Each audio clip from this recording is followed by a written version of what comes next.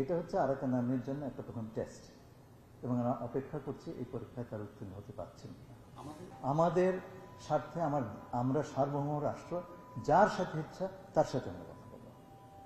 কে কি বললো যায় আসে না। আমরা একটা স্বাধীন পররাষ্ট্র নীতি প্রণয়ন করেছি এবং সেটা বাস্তবায়ন করছি। এটা আপনারা দেখছেন। মায়ানমার আরাকান আর্মিকে একটা টেররিস্ট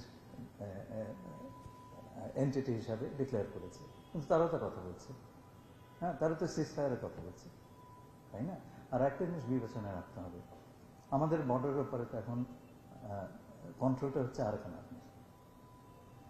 এটা তো আমাদের বর্ডার এবং এটা আমাদের সার্বভৌম বর্ডার। চেষ্টা করছি যাতে নতুন না আসে, এবং এই কথাটি আমরা খুব জোরের সাথে আরাকান আর্মিকে জানিয়েছি। তাদেরকে আমরা যে কয়েকটি কথা জাতিসংঘের মাধ্যমে জানিয়েছি, সেগুলো হচ্ছে আমরা আরাকান যে নতুন প্রশাসন তৈরি হচ্ছে তার সকল স্তরে রোহিঙ্গাদের দেখতে চাই। যদি সেটা তারা না করেন, এটা হবে এথনিক ক্লিনজিং বা জাতিগত নিধনের একটা নিদর্শন, যেটা আমরা কোনোভাবেই সমর্থন করতে পারি না, আমরা কখনো সেটা করবো না। এবং এই কাজটি যদি তারা না করেন, তাদের সঙ্গে আমাদের কথাবার্তা চালিয়ে যাওয়া খুব মুশকিল হবে। এই মেসেজের জবাব পেয়েছেন?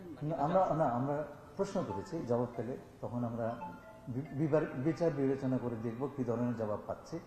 এখানে কিন্তু রাগডাক নাই, it's a black and white question. আপনি হয় জাতিগত নিধন বা এথনিক ক্লিনজের পক্ষে বা বিপক্ষে।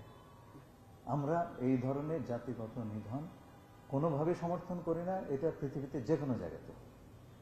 এইটা হচ্ছে আরাকান আর্মির জন্য একটা প্রথম টেস্ট, এবং আমরা অপেক্ষা করছি এই পরীক্ষায় তার উত্তীর্ণ হতে পারছেন।